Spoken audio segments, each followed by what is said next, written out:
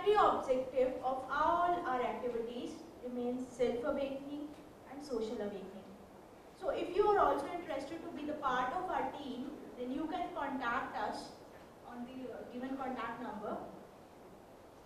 Upanishads.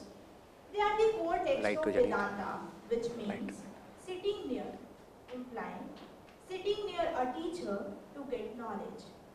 There are 108 Upanishads and Mandukya Upanishad is one of them. The theme of Mandukya Upanishad is an exposition of mystic syllable Om with a view of training the mind in meditation for the purpose of achieving freedom gradually, so that individual soul is attuned to ultimate reality. Who am I? Am I physical character, emotional character, intellectual character, or something very deeper? Where have I come from? Where am I going? These are all the questions that open doors to spiritual discovery. We often get so much caught up in lights, material life lights, that lights, we begin lights. to identify with our possessions, our jobs, our roles in relationships. We unconsciously think, I have a job, I'm good because I have a good house, I'm spouse, etc. etc. But what happens when we lose these things? We lose our imagined identity and we no longer know who we really are. So let us embark on this journey of revealing our true identity according to Mandukya Upanishad. Switch off. So now I request Swami Sarvapriyanandaji Maharaj to come forward and enlighten us with the thoughts on our original identity. Okay. Good evening, and I'm back again, this time with a very different subject. The subject today is this most ancient of questions, who am I? And we will investigate this subject, this question, in the light of the Upanishads this evening and tomorrow again at the same time. So this is the question we will be looking at.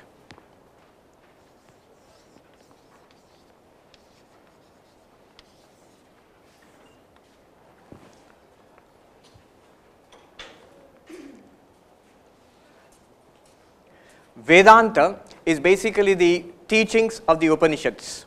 Vedanta nama Upanishad pramanam.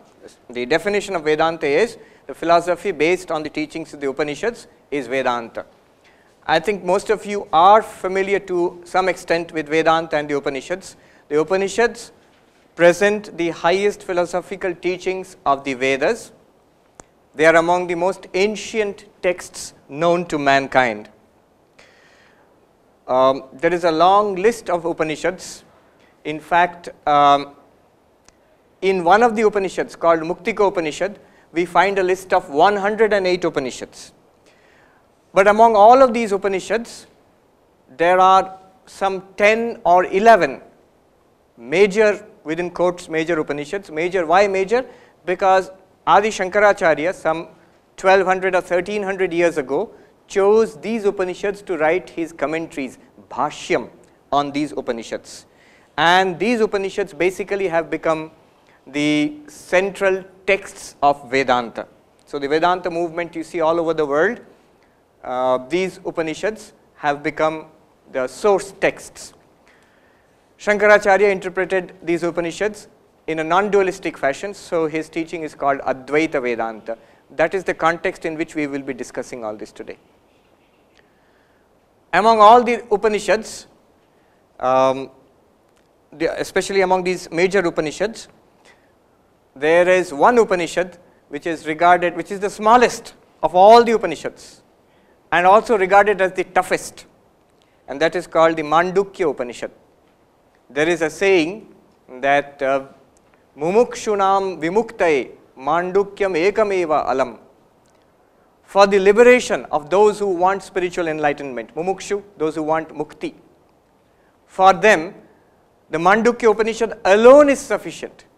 So if you read this Upanishad and you are lucky enough to understand what it means and realize what it means as a living reality in your own life, you are free. You don't need anything else.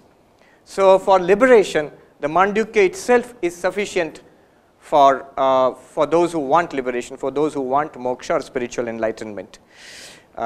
It is the smallest Upanishad. The only 12 mantras are there in this Upanishad. It is found in the Atharva Veda. You all know that there are 4 Vedas, Rig Veda, Yajur Veda, Sama Veda and Atharva Veda.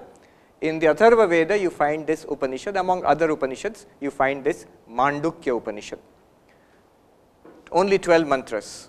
So it's like a small chili which is very hot. Sometimes it's, in Bengali they say dhani lanka. A small chili which is very hot. In this Mandukya Upanishad, the most important mantra, the central mantra, central text is what you have in your hands now, the handout. The 7th mantra. The 7th mantra of the Mandukya Upanishad. This is in fact the core mantra of the entire Upanishad, of these 12 mantras. And this gives a direct answer, the highest possible answer that you can find in our scriptures, in Vedanta. And I have not found any more sophisticated, more profound answer in any of the literatures of the world religions or philosophies which I have come across at least. At least I have not found myself, nor has anybody reported anything more profound than this. So when I was given an opportunity to talk to you, I decided, what the heck, let me go for the toughest text. Let's see what happens. We'll take it up as a challenge. Normally we don't use this in a general gathering. It's usually reserved for those who have studied Vedanta for a long time, and only then you take up this one. But pay attention, and I think we'll all derive a great deal of benefit from today's lecture and tomorrow's also. Tomorrow I'll go further, a little deeper into this text. The Mandukya Upanishad was commented upon by Gaudapada Acharya. Gaudapada Acharya is the guru of Shankaracharya's guru. So Gaudapada Acharya's disciple was Govindapada, and Govindapada's disciple was Shankaracharya, Adi Shankaracharya. So in Uttarakhand, in the Himalayas, they say Guru or Dada Guru, grandfather, like that, grand Guru. So Shankara's guru's guru was Gaudapada Acharya, and he wrote verses on the Mandukya Upanishad. These verses are called Mandukya Karika. So nowadays when you look at the Mandukya Upanishad, you usually find them in a book called Mandukya Karika. It includes the Mandukya Upanishad plus Gaudapada Acharya's commentary on the Mandukya Upanishad in the form of verses called Karika, plus Shankaracharya's commentary in prose, in Sanskrit prose, on the original Upanishad as well as the Karikas of Gaudapada Acharya. So this is the book, Mandukya Karika. It has 4 chapters.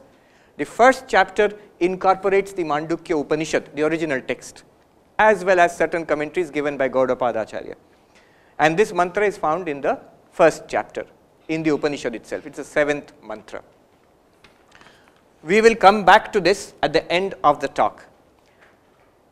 When I learned communication long way back before I joined the order, my communication teacher told me, you should start all talks with a story. So I'll start this talk with a story. About 10 years ago, in the Himalayas, in the high Himalayas in Gangotri, I was staying there for about a month, just like a traditional monk, no ashrama, no school, college, Ramakrishna Mission, nothing, just staying in a log cabin, begging for my food in the Anna Kshetra, and meditating and studying. And staying in the log cabin means not like this. There's no electricity, no furniture, nothing. Just rajai, kambal. On the ground there is a blanket, and 2 or 3 blankets you can put on yourself. And it's so dark in there at this time because you cannot go out. It's very cold and dark outside. Nowadays they have electricity, but nowadays they even have mobile phones. They have put up a tower nearby, so you can get a signal there. I saw that happening, by the way. Anyhow, at that time it was so dark. At this time in the cabin it would be so dark that if I wave my eyes to wave my hands before my eyes, and I could not make out whether my eyes are open or closed. You cannot see anything. Only sometimes you can see sparks jumping out of your woolen clothes in static electricity from the kambal to your sweater. But anyway, so that was the situation. One day after Bhiksha, I was taking a walk with some of the monks there with whom I had made friends. And this monk, he told me a story. So you can see the setting in the Himalayan through the forest tracks. There are Deodhar trees are there, pine trees also. And you go through that, you're taking a walk around 4:30 or 5. Dinner is at 4 o'clock. So, because afterwards it's too dark afterwards. And this monk told me a story. The story goes like this. Raja Janak Raja, one day he was asleep, very peacefully sleeping, and suddenly the sentry came running and said, I'll use a mixture of Hindi and English, but I'll translate into English also, because the story was told to me in Hindi. Maharaj ji, uthiye, get up, what happened? The enemy has attacked, we must fight a war. So Janak Raja immediately got up, summoned his generals and his soldiers, and he went off to battle, put on his armor and sword and everything, took his sword and everything and went off to battle. And there was a fierce battle in which Janak Raja was defeated. He was wounded, he was captured by the enemy, dragged before the enemy king, and the enemy king said, Tumhara Rajya ab hamara Rajya hai. I have captured your kingdom. Now I will not kill you because you are a king, I will exile you. You get out of this kingdom, it's mine now. What could poor Janak Raja do? He was tired and exhausted and bleeding and depressed. Somehow he started walking, and people in what was his own capital earlier, they refused to give him water or food because they were afraid. They said, the new king is very cruel. If they know we have helped you, he will punish us. After walking for 2 days, he came to the border of his kingdom. Then he crossed the border to the next kingdom, and he found food was being served to poor people, beggars. So there was a long line, and I think they were serving rice or khichdi or something, in a big handa was there. So he joined that line, and as he advanced in the queue, when he came up to the place where it was being served, at that time it was finished, no more food. And he could not take it anymore, he was feeling terribly depressed and tired and exhausted and in pain. And that person who was giving food, he said, just this starch which is lying at the bottom of the handa, that is there, I'll give it to you if you want it. He said, okay, give me that. And he gave him a bowl, filled that starch in there and gave it to him. Before he could lift it, trembling to his lips, a kite, cheel, was circling up there. It dived and hit that bowl, knocked it out of his hands, and that bowl went rolling in the dust, and whatever was there was spilled in the dust, and Janak Raja could not take it anymore. He was so overcome with misery and sadness, he fell down on the ground. Ha ha kar karte hue, as he said. The sadhu, ha ha kar karte hue. Ha ha kar in Sanskrit, ha kar, Hindi ha kar, not English ha ha. So it means just the opposite. And when he was crying, alas, suddenly he heard a voice, Maharaj ji, kya hua? What happened? Sir? And he woke up, his chest pounding, covered in sweat, sitting on the bed. And the sentry has come, Maharaj, you shouted, what happened? So it was a dream, the whole thing was a dream, a nightmare, nothing has happened. But because Janak Raja was very, he had a very analytical mind, so he looked up and he said, wo sach ya ye sach? Is that true or is this true? Is that dream true or is this waking world, is it true? Wo sach ya ye sach? Sentry was taken aback, what is this? He called the minister, sir, what is wrong? Wo sach ya ye sach? They called the queen thought, this old man, what has happened to you? His wife came, what happened to you? Wo sach ya ye sach? There's only one thing he's saying, wo sach ya ye sach? Nobody could understand this. Next day in the morning, in the marketplace, it's already trick problems. People are talking in hush hush. And Ashtavakra Muni, the great Jnani, he's walking, he has come to the city and he heard this is what is happening. Now he was a Jnani, so he knew what has happened. He decided, I will go and visit Janak Raja. And he went to the court and he asked Janak Raja, kaise hain? Maharaj ji, how are you? And Raja said, wo sach hai, ye sach. That's what he's doing all day, sitting in the court, surrounded by the queen and the ministers and the army and the generals and everything. And I'm sort of imagining, this is not part of the story, but I'm imagining, the officers coming with files, please sign, wo sach ya ye sach. No work is getting done. When he said this to Ashtavakra Muni, same thing, wo sach hai, ye sach. Now Ashtavakra Muni knows what he is referring to. So he said, Janak Raja, when you were rolling in the dust, bleeding, tired, defeated, depressed, crying on that ground, what he is referring to only Janak Raja knows and he knows. Nobody else understands. What is this defeat and all this? At that time, was all this there? Your power, your wealth, your queen, your generals, your minister, all these things were there or not? Janak Raja said, no, none of this was there. Only defeat and depression and sadness and misery. And now you are sitting here in the court, surrounded by your courtiers and all this power and wealth. That defeat, that depression, those wounds, that terrible situation, is it here? The king said, no, it's not here. Na, yahan to nahi hai wo. Then Ashtavakra Muni said, to Raja, na ye sach, na wo sach. Neither this is true, nor that is true. This was not there in that terrible dream. And today you are in this situation, you are calling it a dream, that is not here. Then Janak Raja was shocked. The next question which would come to all of us, he is saying, to kuch bhi sach nahi, is it nothing true then? Then the Muni said, jab wo aap wahan par the, on that battlefield, on that place where you were rolling in the dust, defeated, crying, were you there or not? Tab wahan aap the ya nahi? Did you see that or not? Yes, I was there. I saw that. That may be false, but I have experienced it. It may be false. I woke up and I say it is false, but I have experienced it. Or idhar up, where you are now sitting in the court, idhar bhi aap hai ki nahi? Are you sitting here and experiencing this or not? He says, yes, I am experiencing it. To Raja, na ye sach, na wo sach, but tum hi sach. Neither that is true, nor this is true, but you the witness of both situations. You alone are the truth. This is a story. The rest of the lecture, we are going to struggle with this concept and try to understand what is the meaning of this story. The meaning of this story and the meaning of this mantra are exactly the same, but we will see. We will try to understand it. At least intellectually, let's get a grasp on what they are saying. Whether you will be convinced or not, that comes later. But understanding comes first. What he is saying is, I, who am I? The ego. You can put it this way. It's a jumbo duster. Okay.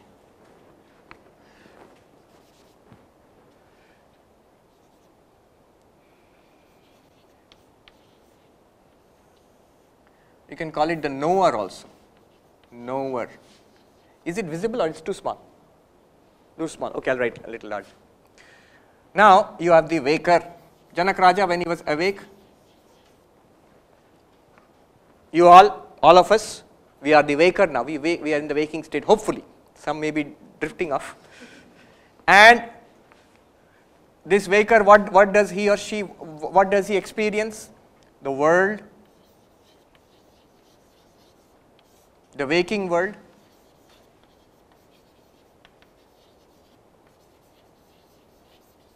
I'm just giving this name. The Sanskrit name would be Jagrat Prapancha. So the Sanskrit term is Prapancha. In Hindi also we say Prapanch, ye sab Prapanch hai. The term comes from Pancha. Pancha means 5. The idea was there are 5 elements out of which the world is constructed. Prapancha Prakrishtena Pancha. By the elaboration or mixture of these 5, the entire universe is constructed. Anyhow, the general idea is Prapancha. So the waker sees this waking world. And when Janak Raja was dreaming, or when we dream, he was the dreamer. And he sees a dream world.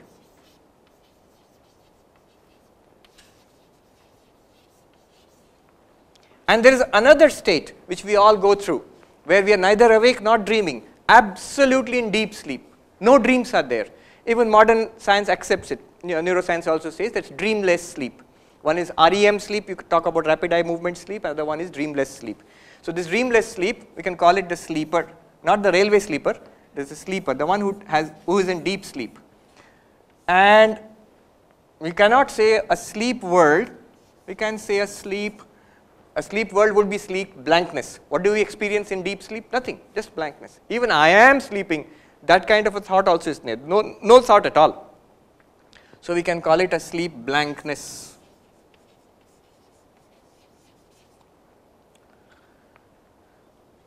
What this Upanishad tells you is that you are not the waker, you are not the dreamer, you are not the sleeper. What you are, the real you, is the fourth state, which is called Turiyam or Turiya. Now don't be scared about this term. Turiya simply means number 4. That's all. Turiya means 4. Chaturtham. The mantra here does not use the word Turiyam. That word was introduced later by Gaudapada Acharya in his commentaries. But the word mantra uses the word, if you will notice, Chaturtham, 4th. And Turiyam. This is all that the mantra is trying to tell you. All that Ashtavakra Muni was trying to tell Janak Raja.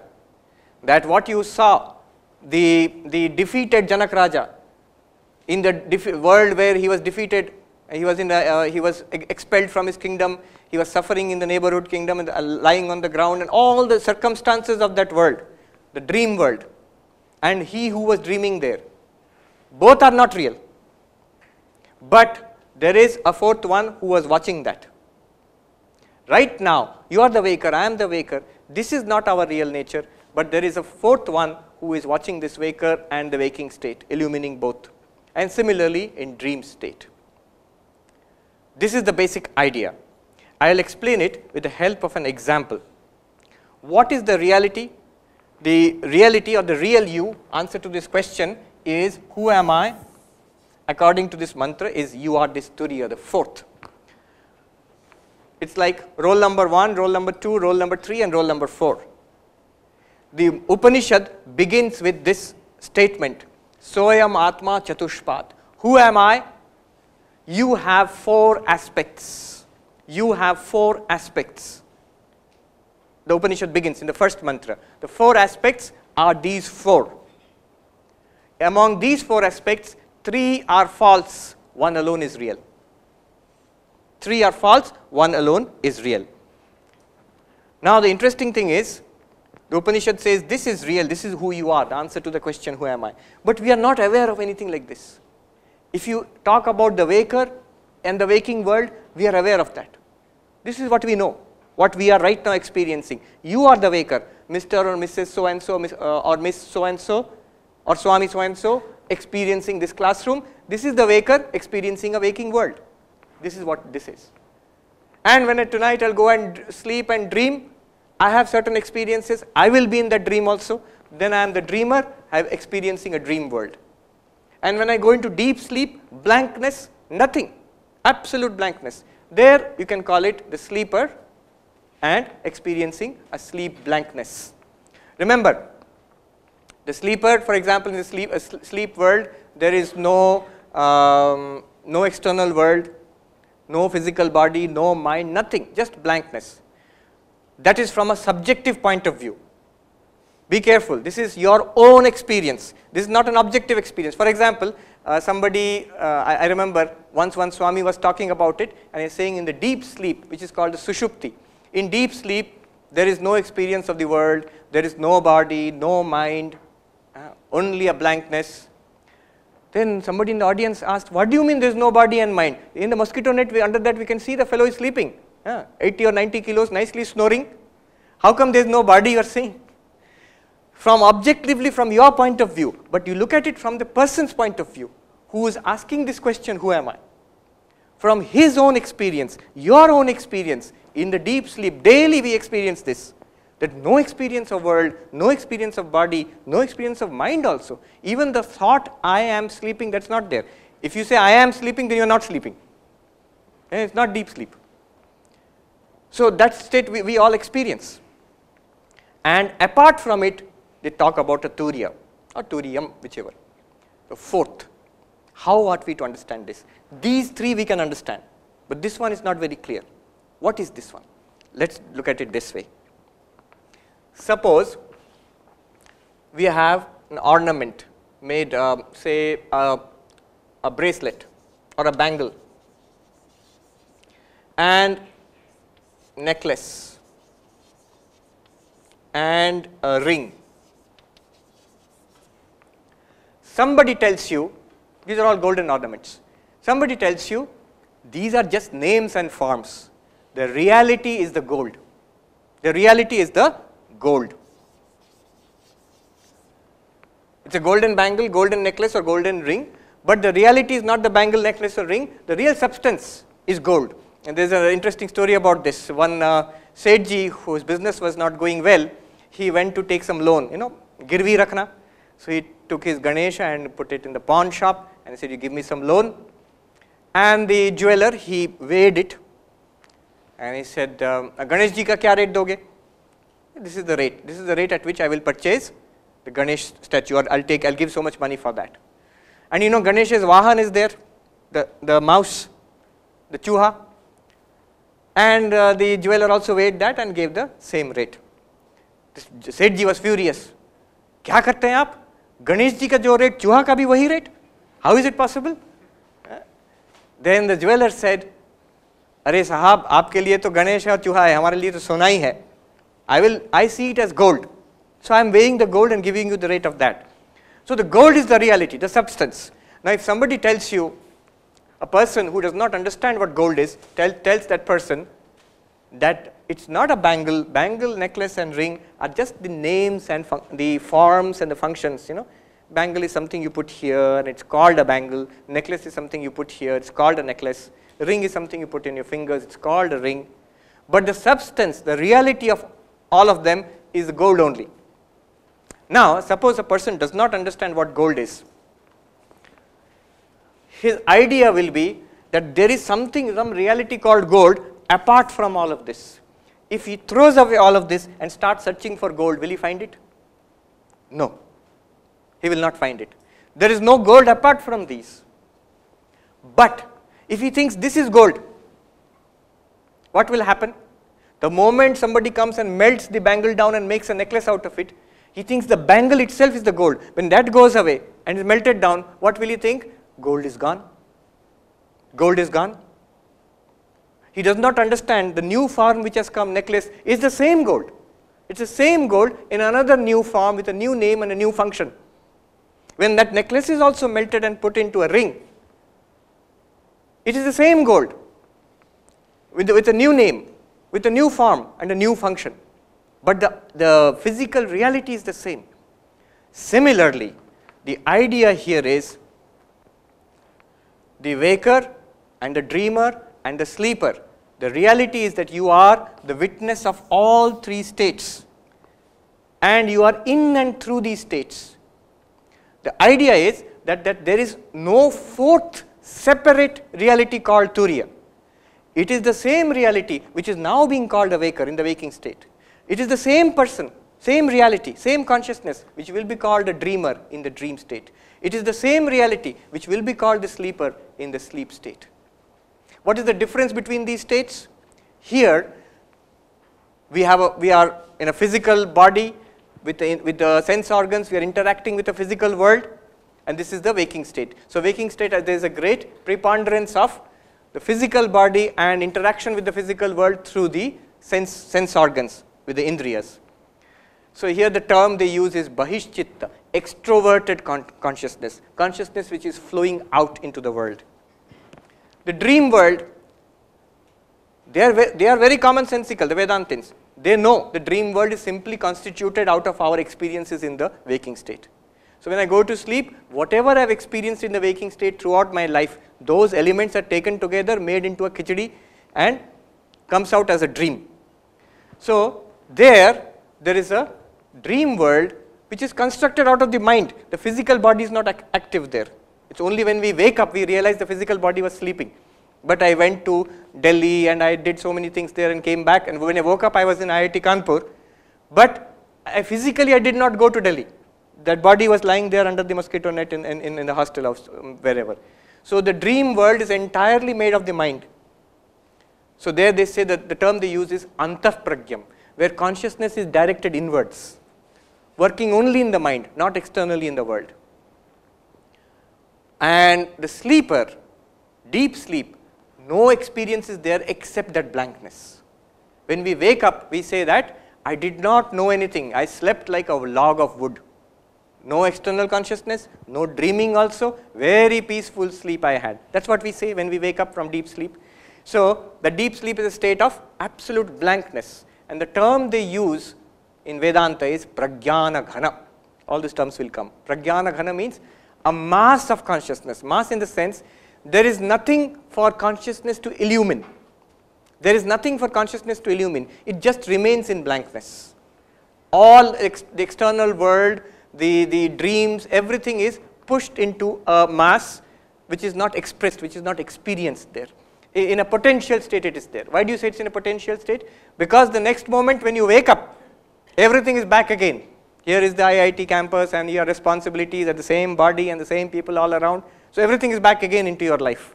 So it's in a sort of potential state, in a dream state. So all of these, according to the Mandukya Upanishad, they are not the reality. The reality is the consciousness in all of them. What they are saying is this: just like gold is apart from all of them and yet in and through all of them. How is it apart from all of them? When bangle goes and it is made into a necklace. So necklace is not a bangle. Necklace is not a bangle. Bangle is not a necklace, but both are gold only. Similarly, when the necklace is transformed into a ring, the ring is not a necklace. Necklace is not a ring, but both are gold only. So gold is apart from bangle in the sense that when bangle goes and is made into a necklace, gold survives. When necklace goes and is made into a ring, gold survives. So gold is there in all of them. They are apart from each other. Similarly, the waker is apart from the dreamer is apart from the waker, but there is something continuing in both of them. That is the turiam, the fourth one. Similarly, the dreamer is apart from the sleeper is apart from the dreamer, but you own up, all of us, we own up. It was my dream and it is my deep sleep and it is my waking. Who is that one who is saying it is my waking, my deep sleep, my dream? That one is the consciousness which is apart from the waking self, apart from the dreamer self, apart from the sleeper self, and yet in and through all of them. So that this turiam, the reality, is right now here. It is here now. But it is not exactly the Mr. or Mrs. so and so. What is added to the turiam are the circumstances of the waker. It goes like this. Just like gold, you have consciousness.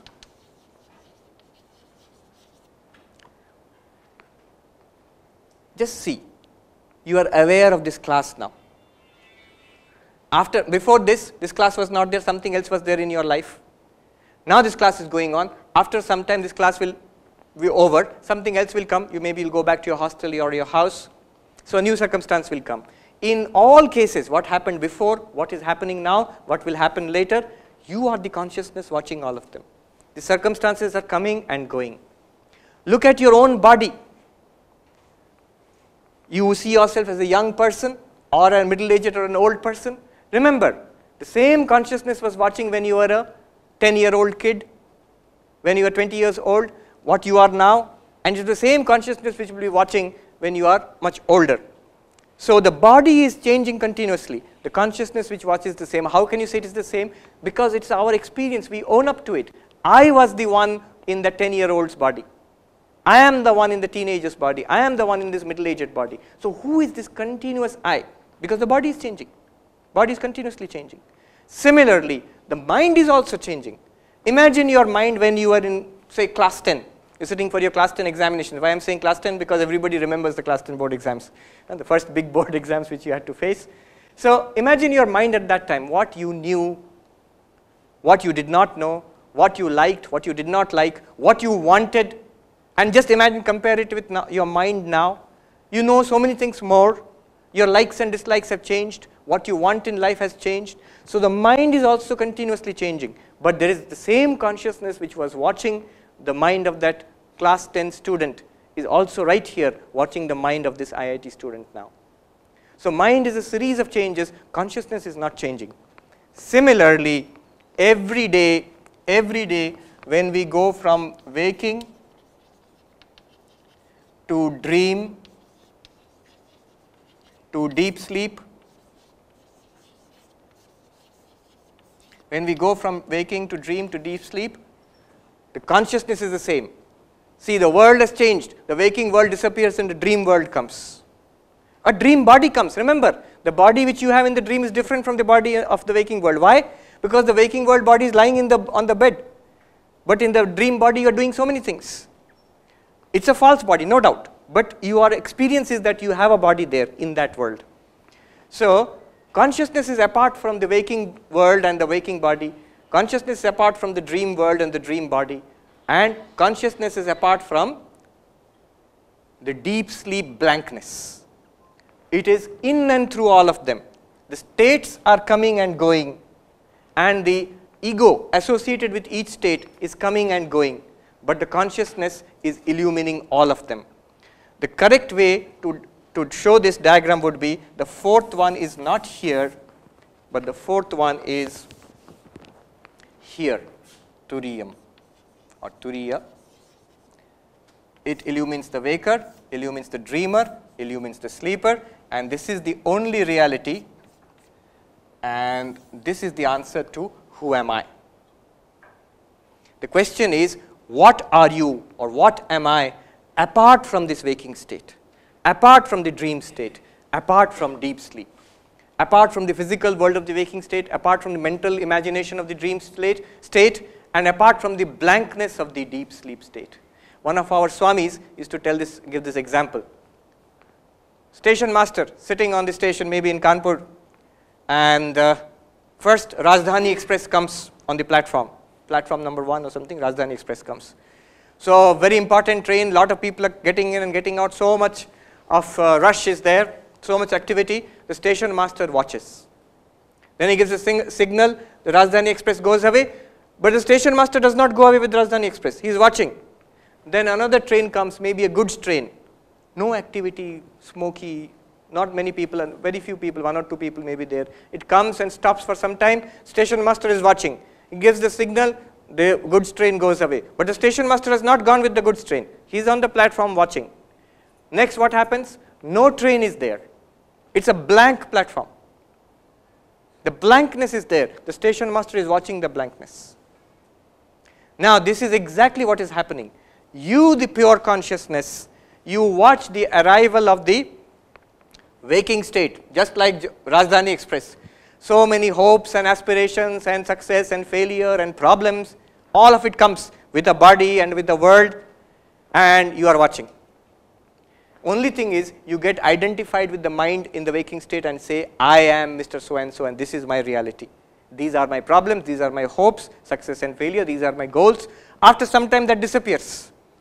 You, like the station master, this one, you are watching, dream world comes with a dream body, with dream, nice dreams and nightmares and all and so forth. You become identified with the dream body and dream mind, and you go through these dream experiences. Then that also goes away, blank platform. You are the consciousness watching the blank platform.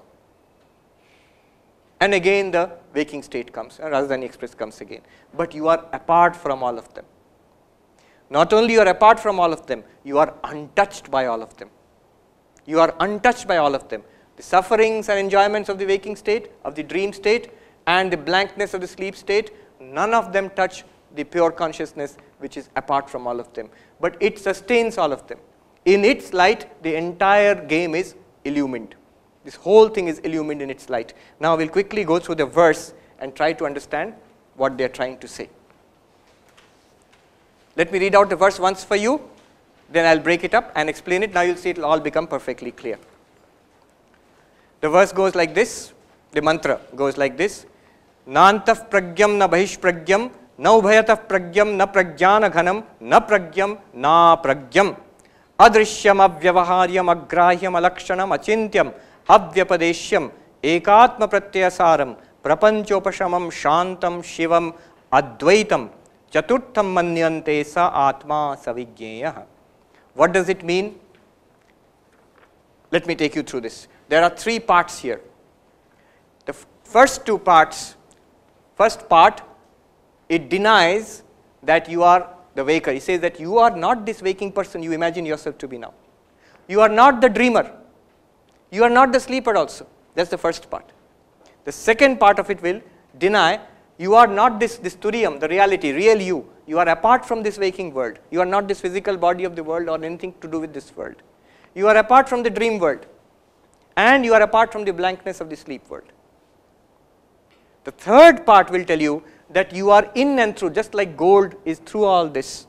The third part will tell you, you are the consciousness which is watching all this panorama, this game of the Jagrat, Swapna and Sushupti. Okay, let me read it out. First, na antapragyam. Now you can easily understand. Antapragyam literally means the inward directed consciousness. It means the dreamer. He says, you are not the dreamer. Na antapragyam. You are turiyam, na antapragyam. The fourth one is not the dreamer. Na bahishpragyam. You are not the waker. You the turiyam. You are, your real nature is not the waker, which you imagine. Now all of us, this is our reality. We think, I am Swami Sarvapriyananda standing here in this lecture hall number 3 in IIT Kanpur. This is my reality. He says, no. You are the consciousness illumining this temporary appearance in your consciousness. Okay. You are not the waker. Na bahishpragyam. Anything in between, waking and dream sort of. Na ubhayata pragyam. You are not something in between also, in between consciousness. I think many students are familiar with this in between consciousness. You know, after a lot of maybe a long lecture, we tend to go into an in between consciousness between waking and dream. So I've seen many times the notes that you take in that in between consciousness are very interesting. Something the teacher is something that is coming from your subconscious mind, something the teacher is thinking, and a mixture of that will come in your copy. Okay. So you are not in between also, nothing in between. Na pragyana ghanam. Who is the pragyanam ghanam? The deep sleep. You are not this one also. You the turiyam, pragyana ghanam. Na pragyana ghanam. Turiyam, na pragyana ghanam. And na pragyam. Here the word pragyam is interpreted as, are you some kind of God, omniscient God, Ishvara, Bhagavan? Na pragyam. You are not that also. So this is the meaning of pragyam. Na apragyam, the last word. Na apragyam, sandhi has been done, na pragyam. What does that mean? In that case, is my reality that I am not sentient? I am some jada vastu like a duster or a chalk? He says, no, not that also. So, na apragyam, you are not unconscious. You are not all-knowing God. You are not the waking person. You are not the dreaming person. You are not the sleeping person. Number one, Turiya is none of these. Number two, the second part starts. Adrishyam. What is Turiyam? Adrishyam. Literally it means invisible, but also means it is something that you cannot see, you cannot hear, you cannot touch, you cannot smell. It is not an object of our 5 sense organs. Sometimes people say, if God exists or Atma exists, why can't I see it? It's like saying, if the Higgs boson exists, why can't I see it?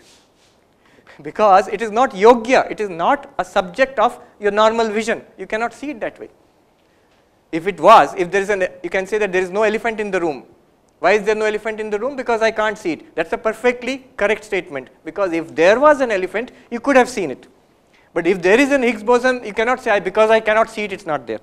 Similarly, here it says, the consciousness which you are is not something that you can see or smell or touch. Adrishyam. Second, avyavaharyam. It is not within transaction. Transaction means usable. What we can see and feel and touch, what we can speak about, what we can use, that is vyavaharyam. Pure consciousness is not an object which can be talked about, seen, felt and used. It is not transactable, it's avyavaharyam. But remember, it is the ground, it is the source of all vyavahara. Without that, none of this can occur. None of this can occur without the pure consciousness, which is illumining all this. But it is itself avyavaharyam. Agrahyam, it cannot be grasped, which means it is not a vishaya of the pancha karmendriyas. You cannot hold it with your hands, you cannot walk to it in pilgrimage. You are going to Badrinath or Kedarnath, I am going to Turiyam. You cannot walk to the Turiyam. And so agrahyam. Alakshanam, this is a technical term. It means it cannot be inferred. Lakshana here means the sign by which you infer something. You know, the road is wet. So what do you infer? There was rain earlier. So is there some such sign? In Sanskrit, the classic example is Parvato Vanniman Dhumat. There is fire on the hill because I can see smoke. There is a relation between smoke and fire. So if I see the smoke, I can infer there is fire. A lot of science is done like that. Through some science, and you infer a chain. But here, this cannot be inferred because there is no sign by which you can infer it. Then, achintyam, you cannot think about it. Have you thought about it? Then it is not turiyam. You cannot think about it. But remember, the opposite also holds. Whatever you think about is illumined by this turiyam. The fact that we are having a conscious experience is because of this turiyam. So you cannot think about it, achintyam, avyapadeshyam. It literally means it cannot be named. It cannot be named. It will take some time to explain why it cannot be named, but it's very interesting. Shankaracharya there goes into an exposition. Where can we use language? Where can we use language? There are 5 areas where language works, and he shows in the turiyam, none of those 5 apply. I can tell you in brief, you can work it out for yourself. It goes like this. If you can use language if there is some jati, some species, if some object belongs to a class. So it's a cow. Why? We know the characteristics of the class of cows. So this object is a cow, you match it with the set and you say it belongs to that set. But there is no set of turiyam. So it cannot be part of a class. Jati. Then second is guna. By some quality. You know, give me the red flower. How do you distinguish the red flower from all those flowers? By the quality of red. But you cannot say turiyam has got some quality because it's supposed to be nirgunam, beyond all qualities. Then you can use kriya, call the cook. Shankaracharya uses this example, pachaka. Pachaka is the cook. How did you use language there? By the function of that person you are saying. Call the driver, call the cook. But turiyam is nishkriyam, no activity, unchanging. So you cannot use kriya there. Jati, guna, kriya, sambandha, relation.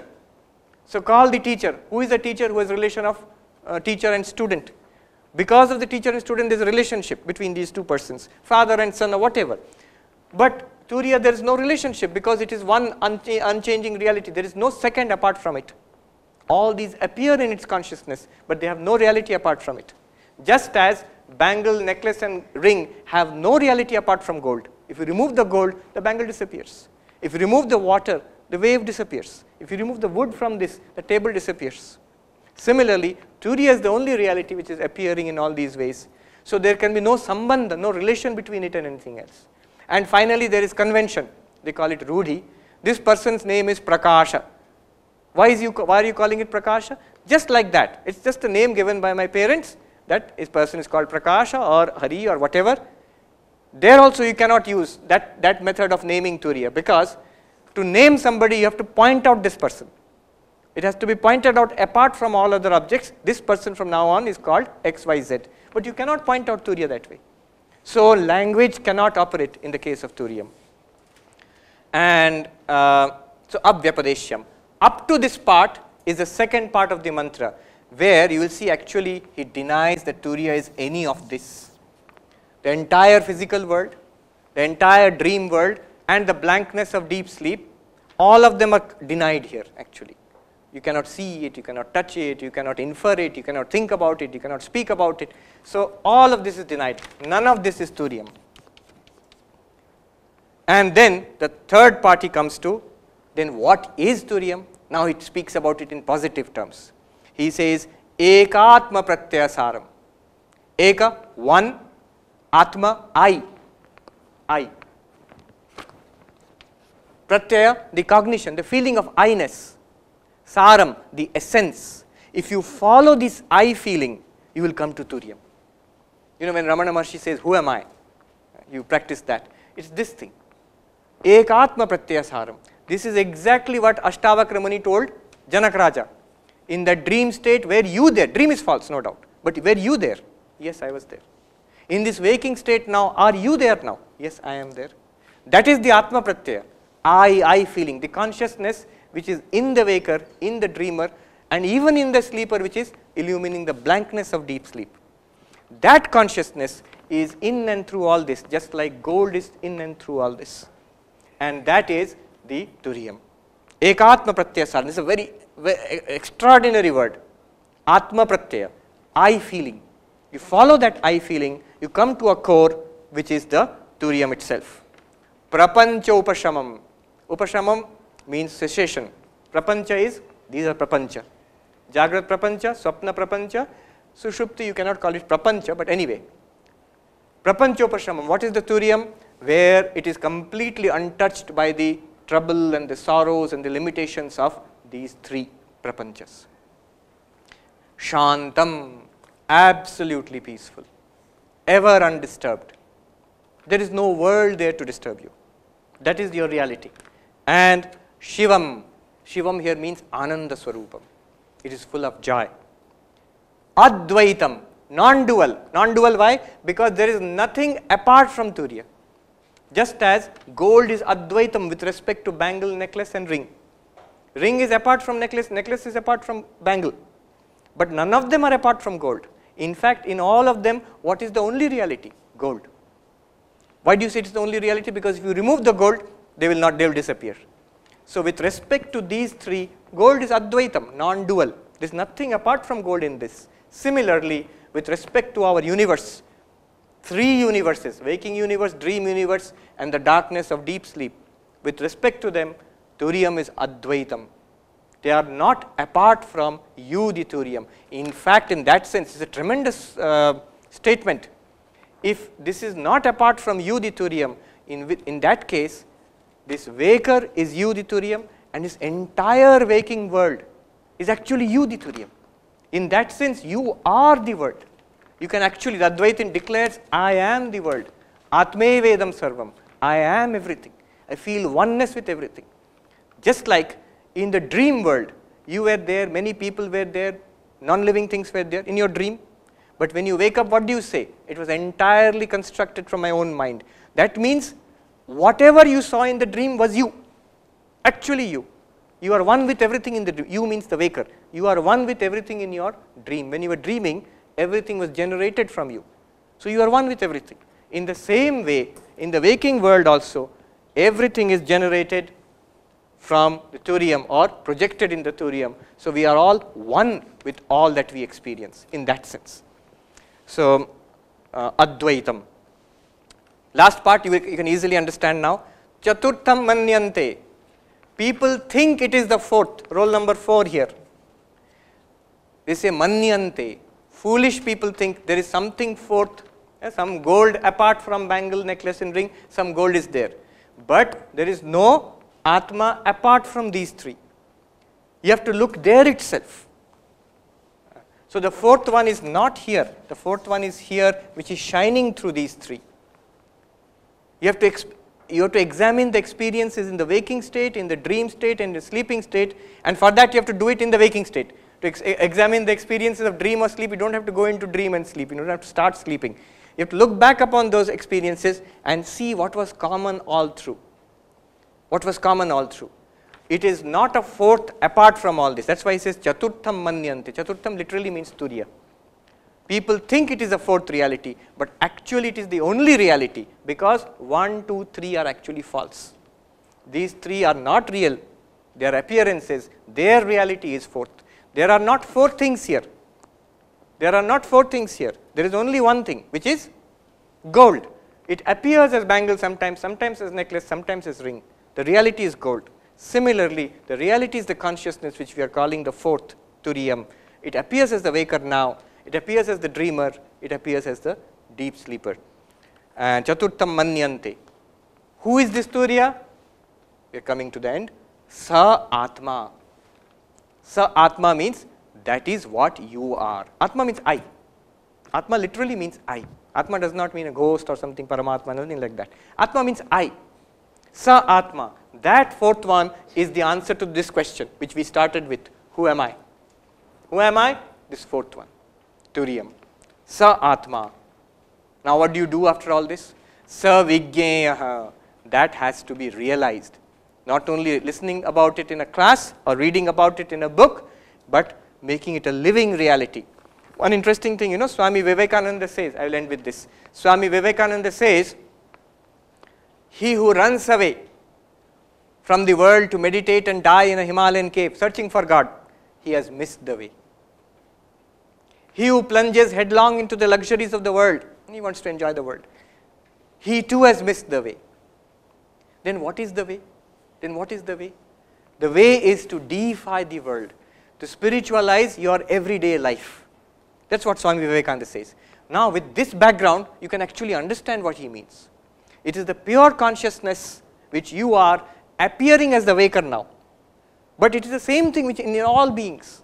And it's the same thing which appears as the non-living world.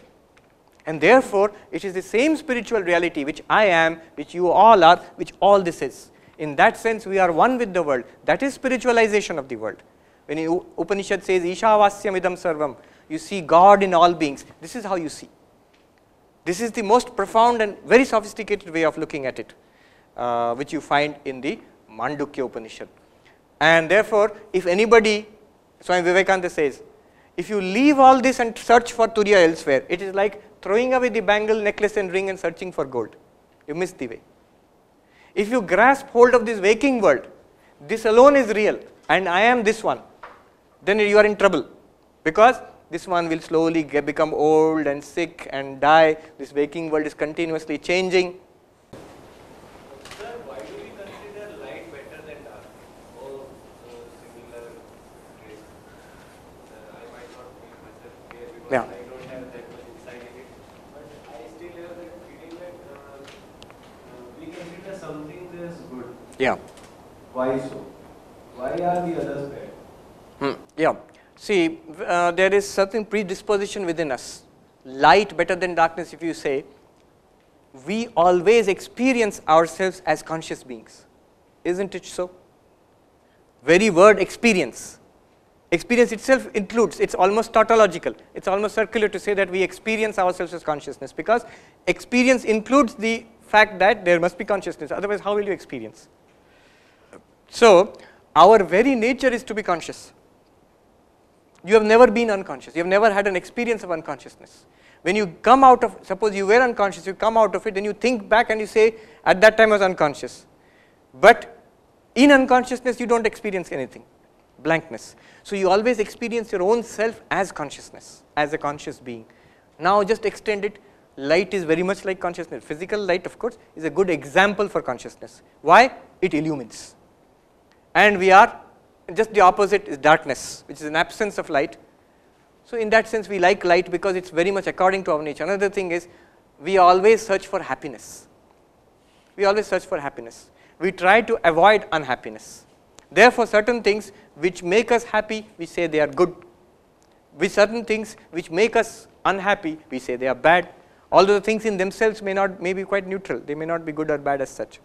But the effect they are having on us is happiness and unhappiness. Now, the whole idea here is, the self which I have discovered here is beyond this happiness and unhappiness. The happiness and unhappiness are all within this waking world and the dream world. Okay. Question? Yeah, there's a question there. Yeah. One is that here they have used Nanta Prajnam, Bahish Prajnam. Bahish Prajnam. It actually should be Bahish Pragyam, and the spelling mistake is there. Yeah. So they have used in Napumsakalingam. Yeah. Suddenly they will change it to Pullingam in last. Yeah. Why is that Actually, it is difficult to say. They will simply pass it off as Ashva Prayoga. Ashva Prayoga means, Ashva means comes from the Rishi. So you don't hold the Rishis to the rules of Sanskrit grammar. So you will find a lot of times in Upanishads. In Kena Upanishad, for example, you will find this usage. Te Vidanchakara. Te Vidanchakara. They knew. But you know Sanskrit grammar, you would say it should be Te Vidanchakruhu. They knew in plural. If Te is there, it should be plural. Vidanchakara is singular. Now the question is raised in Kena Upanishad, how come you are starting with plural and you end up, the verb is in singular? This is a basic Sanskrit problem. But there you cannot touch it, because the idea is the Shrutis. You should not use your grammar on the Shrutis, you just leave it as Ashva Prayoga. The translation would be roughly poetic license. Poetic license, just like you would not hold a poet to the rules of grammar. So here also you leave it, you just leave it like that. I have one more question. Yeah. Last bit is there that Huh. So Yeah. He doesn't have that any of the sambandha with any of the other things. True, true. So the knowing sambandha also who should have? Absolutely. This is a good question, and I will deal with it tomorrow in one of the karikas. I'll just give you one line answer. Gaudapada Acharya will take up this question, I think in the 17th or 18th karika, which will come in the second handout, which you will get tomorrow. And the answer he gives is, just now, quite apart from all this, we find ourselves ignorant. We do not know this. We are just reading about it. We don't feel that. But our reality now is that we feel, I am this one, this I don't know. I don't know myself as this. This ignorance I have. About what? About the Turiya. I have an ignorance about the Turiya, and because of this ignorance, I imagine that I am the waker. Now in this state, I am the one who has to realize myself as Turiya. When I realize myself as Turiya, I will realize that actually there was no waker or waking state separate from me. Gaudapada Acharya's answer, one sentence answer to that is, for the purpose of instruction, the relation between knower and known, in fact this is the exact word he used, Upadeshat, for the purpose of teaching, the relationship is set up between Guru, Shishya, Shastra, and all of that is sublated, badhita, when you realize yourself as the Turiya. It's not that they will disappear. Moment you realize I am Turiya, suddenly Sarvapriyananda will disappear, the classroom will disappear, everything will go into a haze of white light. No, no, no. They will still be there. Just like when you realize the blue sky, the blueness in the sky, actually the sky is not blue. You know the physics behind it. So it just looks blue. Now once you understand the physics behind it, you know fully well the sky is not blue. After that, when you look up at the sky, what do you see? Blue sky. Similarly, here you will realize what is the Turiya. This world will keep on appearing. Your friends need not be scared, that if you realize the Turiya, we will all disappear. You will realize the background, just like once you realize this is gold, it doesn't mean the bangle will disappear, or the necklace or the ring will disappear. You just know the reality behind it. That will come in the 17th or 18th karika. Exactly this question is answered. Yeah. Any other question? So Maharaj, how the Turiya is separated from all these things? I'll just finish that one and come to. What is behind consciousness? That is what I am asking. Asking what is consciousness? Whether it is such that is flowing through all these states. Yeah. But then who is observing that consciousness? What is behind that consciousness? The answer would be, there is nothing behind the consciousness, because according to Advaita Vedanta, consciousness is swaprakasha. It's like light, a tube light which illumines this hall. The hall is in darkness. When you switch on the tube light, the hall is illumined. Now do you need one more tube light to illumine that tube light? You don't. The tube light illumines itself and the hall. In the same way, consciousness is self-illumined, and it illumines whatever comes in front of it. So there is you don't have to posit one more consciousness, because then it leads to what is called anavastha, regresses as ad infinitum, and it goes with our experience also. When I am conscious, I don't require one more consciousness to illumine the consciousness. But remember, this consciousness is apart from the thoughts. One thought can be about another thought. A thought can be about the world, and a thought can be about other thoughts also. So thoughts can be about other thoughts. That's what's called introspection. But this consciousness is not introspection. I'll tell you one interesting question came. You've heard of Susan Blackmore, those who do research in consciousness studies and AI and all. She is a well-known researcher. So she says this idea of self-consciousness, I, it's nothing permanent. And some spiritual people say I-ness, the permanent I is there. No, no. She says it's just like the example she gives is a refrigerator. When you open the door, there's a light. So whenever you open the door, there's a light. But when you close the door, is the light there? Actually, because you know how the refrigerator is designed, so there's no light there, you know that. But we can never see it, unless you are a mechanic when you open everything up. But whenever you open the door, there is a light. And these people, Susan Blackmore says that these people, they make a mistake. When they look in their minds, they see an I-ness. But the I-ness disappears. Suppose we are talking about flow yesterday. When you are in flow, in fact, the I feeling disappears. So there is no permanent I, that's what she is saying. But she is making a fundamental mistake here. Advaita Vedanta would say, what she is taking, the refrigerator light, that is not consciousness. That is the ahankara of the waker, the I, the ego here, the knower. This comes and goes. This also comes and goes. This also comes and goes. But what illumines their coming and going, the station master, that is what is meant by Turiyam here, pure consciousness. See, till today, in Western thought, mostly in Western psychology, even in neuroscience, they don't make a distinction between mind and consciousness. They don't make a distinction between mind and consciousness. Thoughts and consciousness are supposed to be the same. In Western poetry, philosophy, you will see soul means the mind. Personality, mind, soul, they're taken as one entity. But in Indian thought, not only Advaita, consciousness or the Atman is separate from the mind, and that is separate from the body. A trichotomous view of the human personality. Body, mind and Atman. So consciousness is apart from the mind, where this I may come and go like a refrigerator light. This may come and go, she is right there. But what Advaita speaks about is not that I. Speaking about the light which shines on that I. When the I is present, when the I is absent also. One more question, then we wrap up. I think today's going was a little heavy. I sort of expected it to be heavy. Okay, I'll take up your question. Yeah, go ahead. If I know that at the moment that I am not a waker, I am not a dreamer, I am not a sleeper, so I should be indifferent to all the emotions like happiness, sorrows or everything. Yes. I should just see emotions going in front of me. Yes. Right? Yes. So why should I feel sympathy to a poor, or why should I have a sympathy towards someone who needs my help? I should be indifferent to it. True. Why shouldn't I kill him? Yeah, true. First of all, you wouldn't kill him also because you would be indifferent to your own emotions also, right? So now this is an interesting question, but the answer is also pretty straightforward. Now you see, there are two ways of looking at this. One is the Turiyam is apart from the waker and the waking world, right? First of all, why are we identified with all this? The reason given in Advaita is because we are ignorant of the Turiyam. We are not aware of it at all. We are not aware of it at all. We don't understand it. We may read about it, but we don't feel it. When we are ignorant of something, error comes. This is the fundamental thing. From ajnana, or let's use English, from ignorance comes error. Comes error.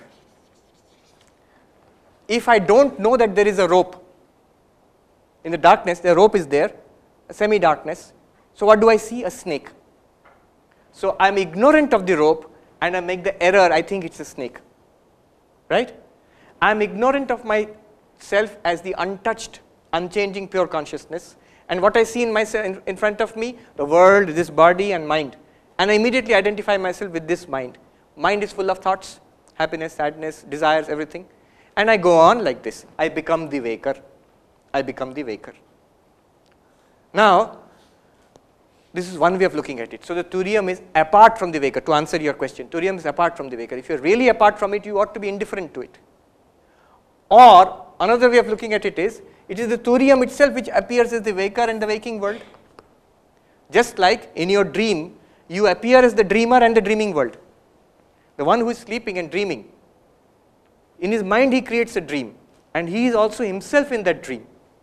In fact, the entire dream, the people in the dream, the animals and the non-living things and he himself in the dream, all of them are not apart from his mind. He's actually become everything in that dream. And this states that this Turiyam itself is appearing as all this. In other words, the Turiyam is one with all. Now, some sadhaka or some spiritual giant may stress the oneness aspect of it. You'll find in Vivekananda again and again and again, he says you are one, we are one with the universe. It's not a rhetorical thing. You should feel one with the universe, which is good, but he states this as a fact, as an assertion. Actually, you are one with the universe. If you limit yourself to this body and mind, you are separate from all bodies and minds. But if you see what is behind that, like gold, then you are one with everything made of gold. Gold is one with everything made of gold.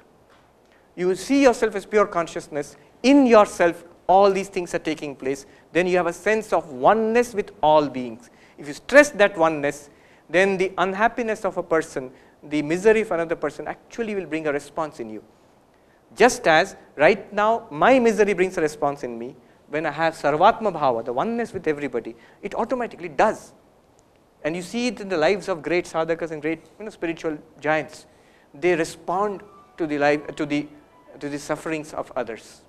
But you are right, there may be a kind of spiritual giant who does not respond, who may not be cruel, but may simply be indifferent to the world which he will see as a dream.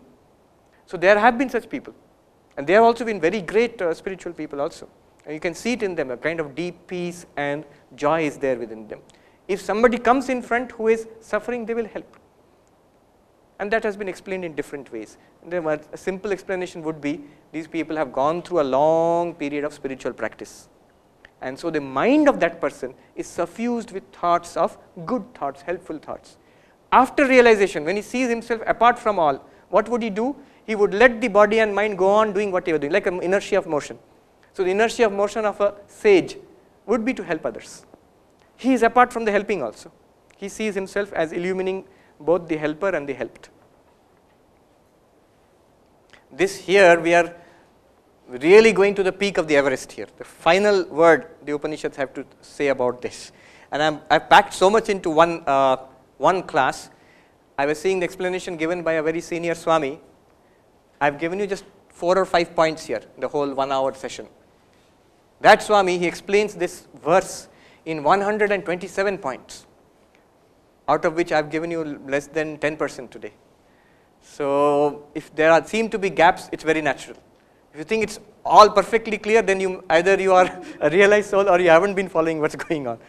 There should be some gaps actually. There should be some areas of confusion or where you can feel a little uneasy about what's going on here. Should we wrap it up? Tomorrow, I'm going into the extensions of this mantra, what the implications, and Gaudapada Acharya's Karikas will take up 7 or 8 Karikas, which is in the second handout which will come tomorrow. Thank you very much.